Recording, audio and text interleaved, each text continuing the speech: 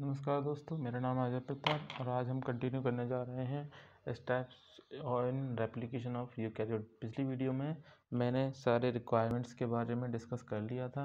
हम वक्त को ज़ाया ना करते हुए सीधे स्टार्ट करते हैं एप्लीकेशन को। तो इसमें मल्टीपल ओरिजिन साइट होती हैं, मल्टीपल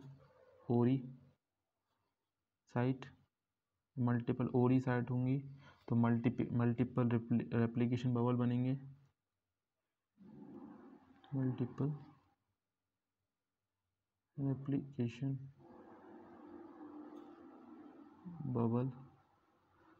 रेप्लिकेशन बबल बनेंगे तो मल्टीपल रेप्लिकेशन फॉग बनेंगी।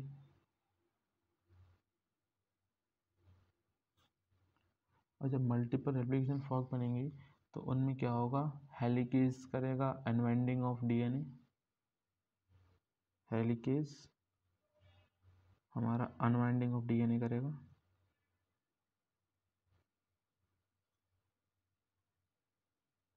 और जो हमारी आरपीए थी, replication binding protein A, RPA replication binding protein A, sorry replication protein A था, रेप्लिकेशन प्रोटीन ए। तो क्या करता है, help to keep two strand separately.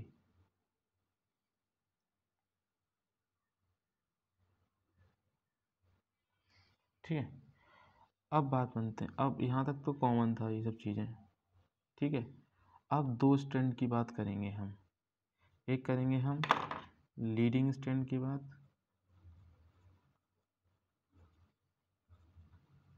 और एक करेंगे हम लैगिंग स्ट्रैंड की बात।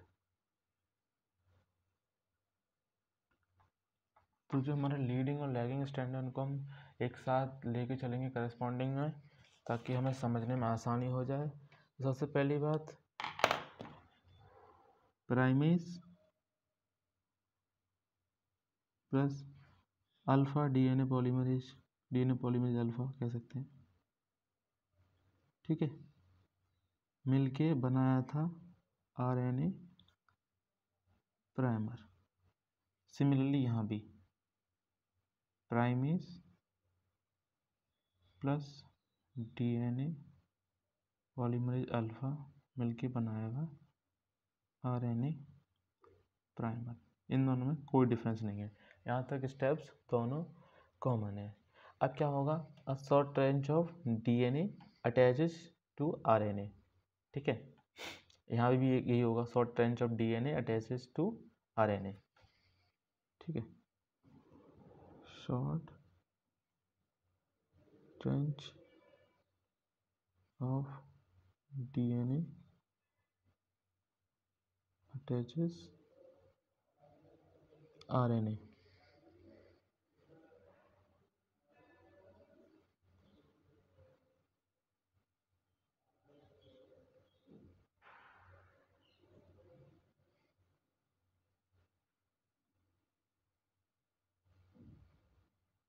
एक जैसा ही है लगभग। तो फिर काम करते हैं, हम लीडिंग स्ट्रैंड को लिख देते हैं, लैगिंग स्ट्रैंड को नहीं लिखते, बहुत ज़्यादा टाइम खराब होता है इसमें। अटैचेस आरएनए, ठीक है। अब जो हमारा पीसीडीएनए था और रेप्लिकेशन फैक्टर जो था वो एक रिंग फॉर्म कर लेता है उसके डीएनए के around.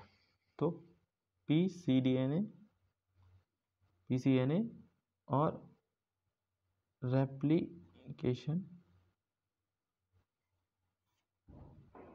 Factor C form ring around DNA. यहाँ भी सेम ही चीज़ है, ठीक है, यही यहाँ है, ठीक है। अब क्या होता है, अब ये था लीडिंग स्ट्रैंड। लीडिंग में अब यहाँ डिफरेंस है दोनों में। जो लीडिंग में क्या था कि हमारा जो डीएनए पॉलीमरेज एप्सिलॉन था, अब क्या करेगा, DNA पॉलीमरेज एप्सिलॉन, और यहाँ पे क्या करेगा DNA पॉलीमरेज डेल्टा। इन दोनों में इतना डिफरेंस है। यहाँ DNA polymerase epsilon, DNA polymerase delta क्या करेगा, पॉलीमराइजेशन करेगा। पॉलीमराइजेशन, यहाँ ये पॉलीमराइजेशन करेगा।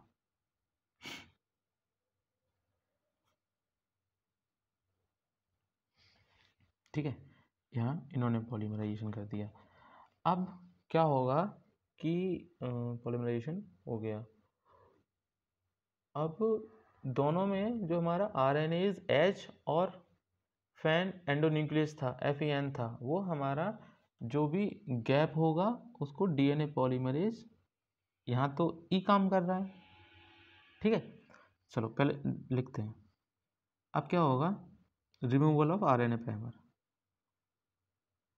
रिमूवल ऑफ RNA प्राइमर, यहाँ भी होगा रिमूवल ऑफ RNA प्राइमर। अब यहाँ रिमूवल ऑफ RNA प्राइमर कैसे हुआ, by RNase H and fan flap endosperm nucleus. ठीक है, यहाँ भी by endonuclease, sorry endonuclease, nucleus कह रहा हूँ मैं, by RNase and flap endonuclease.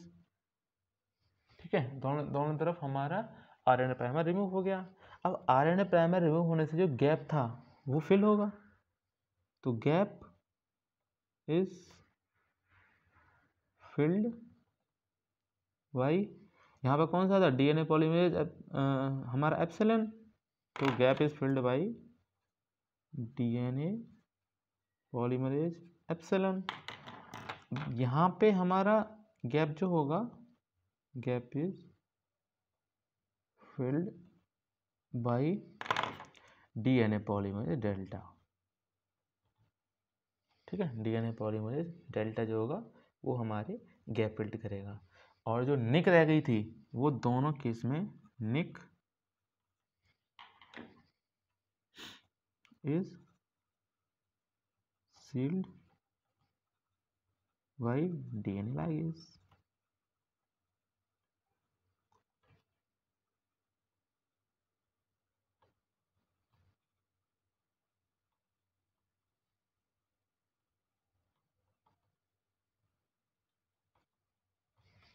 Nick is sealed by DNA ligase। तो हमने क्या कहते हैं, रेप्लिकेशन कवर कर लिया। हमने दोनों यूकैरियोट्स और प्रोकैरियोट्स का, दोनों का रेप्लिकेशन हमने अब कवर कर लिया है। अब प्रोकैरियोट्स के रेप्लिकेशन के साथ साथ एक छोटा सा टॉपिक है, वो मैं आपको यहाँ कवर कर देता हूँ। तो वो होता है हमारा टीलोमियर।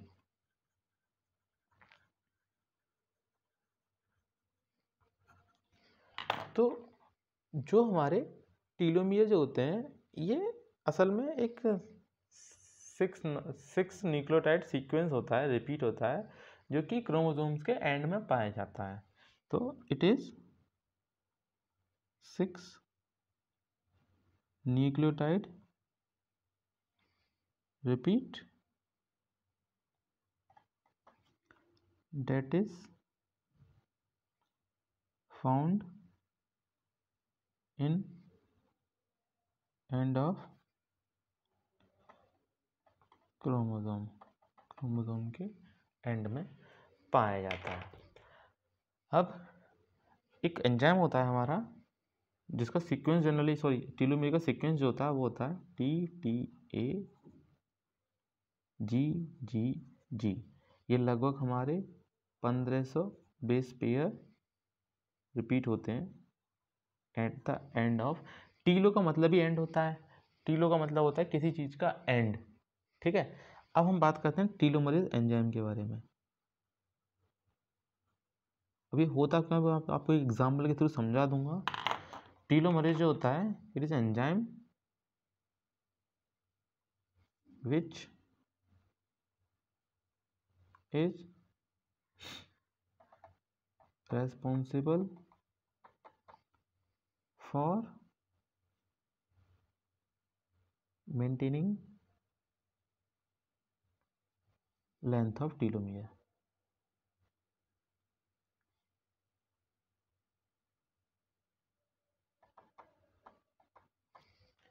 अब असल में होता क्या है कि जो हमारा टीलोमेयर होता है ना, वो हमारे एंड में सीक्वेंस पाया जाता है क्रोमोसोम्स के, ठीक है।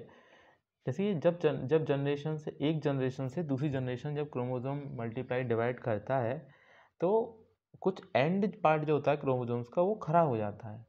खराब हो जाता है, मान लीजिए अगर मान लो वो खराब होता रहा हर एक जनरेशन से दूसरी जनरेशन जाते हुए, तो उससे क्या होगा, शॉर्टनिंग हो जाएगी डीएनए की, डीएनए छोटा हो जाएगा। जो डीएनए छोटा हो जाएगा तो उसकी इतनी इन्फॉर्मेशन सप्लाई नहीं कर पाएगा वो, तो उससे क्या होगा, हमारी एजिंग आ जाएगी। तो ये उसको प्रिवेंट करता है। और ये उसको प्रिवेंट कैसे करता है, तो मान लीजिए ये एक डीएनए सीक्वेंस है,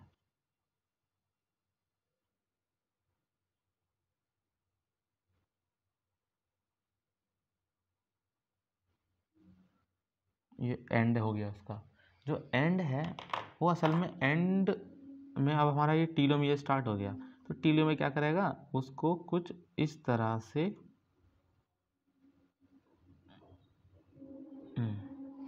टी शेप्ड स्ट्रक्चर बना लेगा। क्या बना लेगा, टी शेप्ड स्ट्रक्चर बना लेगा। अब उसने टी शेप्ड स्ट्रक्चर बना लिया तो उससे क्या होगा, उससे क्या हुआ कि इसका end of DNA become unavailable. अब एंड तो मिलेगा ही नहीं, एंड को इसने खुद में छुपा लिया ना। और जब तक एंड ना हो तब तक क्या होगा, कोई भी इस पर एक्सोन्यूक्लियस अटैक नहीं कर सकता। सो नो एक्सोन्यूक्लियस, कोई एक्सोन्यूक्लियस जो होता है वो एंड पे तो अटैक करते हैं, एक्सोन्यूक्लियस कैन अटैक। जब कोई एक्सोन्यूक्लियस अटैक नहीं कर सकता तो उसका मतलब क्या हुआ, इसको प्रोवाइड करा दी इसने stability, provide stability to DNA को इसने स्टेबिलिटी प्रोवाइड करा दी। और इसने एक काम और किया कि जैसे कि मान लो और डीएनए था उसके साथ फ्यूज ना कर जाए, ठीक है। Also prevent fusion with another DNA molecule, another DNA molecule। अब इसको एक बहुत सिंपल भाषा में समझाता हूँ एक एग्जांपल के थ्रू। जैसे कि मान लो जब आपने सबने रामायण देखी होगी तो उसमें क्या होता है, जैसे कि मान लो ये हनुमान जी थे, ठीक है। जो हनुमान जी थे वो हमारे, उनकी एक पूंछ थी, पीछे पूंछ निकली हुई थी। तो उस पूंछ में क्या किया था, रावण ने आग लगा दी थी।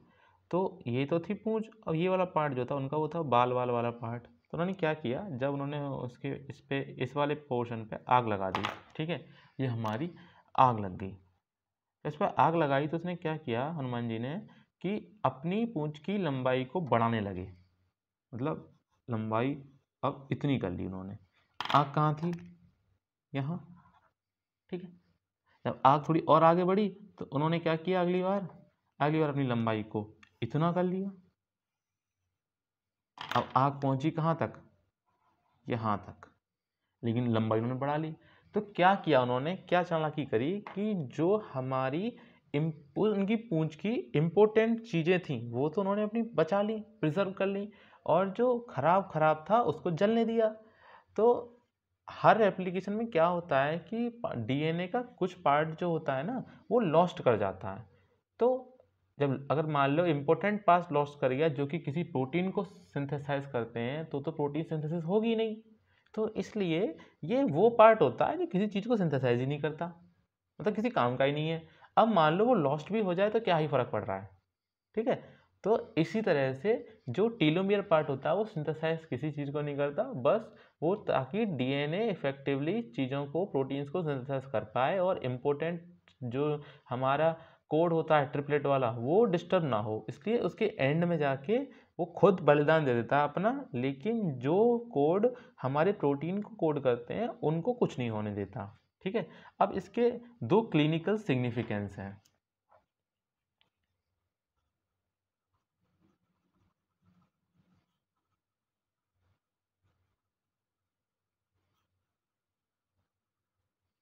तो पहला है इसका एजिंग, बुढ़ापा। तो क्या होता है कि हमारा हर एक सक्सेसिव रेप्लिकेशन के बाद इसकी थोड़ी थोड़ी शॉर्टनिंग होती है ना, और उसके बाद इसकी डेथ हो जाती है सेल की। तो after each successive replication shortening occurs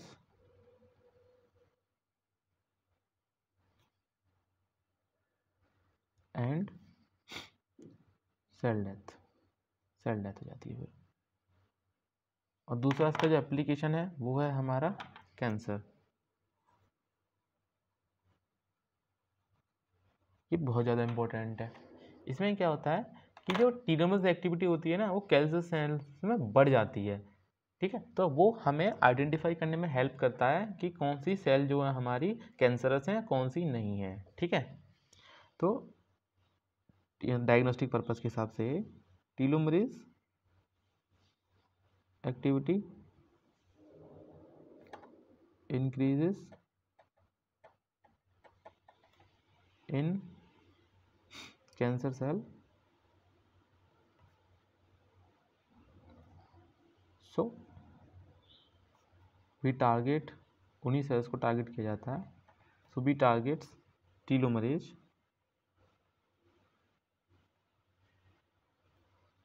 in cancer। Otherwise क्या होगा कि वो डिवाइड करती चली जाएंगी। अगर मान लो टीलोमरेज उन सेल्स का हमने नहीं टारगेट किया गया, तो टीलोमरेज तो था जो उन्हें मरने नहीं दे रहा था, एजिंग को प्रिवेंट कर रहा था, और हम चाहते हैं कि कैंसर सेल मर जाए, तो उसके लिए हमें क्या करना होगा कि जो उसका टीलोमरेज है उसको ही उड़ा दो, उसको ही मतलब ख़राब कर दो। जब वो ख़राब हो जाएगा तो क्या होगा, वो उसकी जब जो उसे बचा रहा था मरने से वही जब नहीं रहेगा तो सेल जल्दी मर जाएगी। हैं तो telomerase in cancer cell, otherwise it will keep on dividing. और हमें यही तो रोकना है, उनको डिवाइड नहीं होने देना है। Keep on dividing. So guys telomere के बारे में बस इतना ही था। इसी के साथ हमारा यूकैरियोटिक हमारा जो एप्लीकेशन है वो हमारा कंप्लीट हो गया। होप आपको वीडियो पसंद आई हो, अगर अच्छी लगी तो please like share and subscribe. Thank you.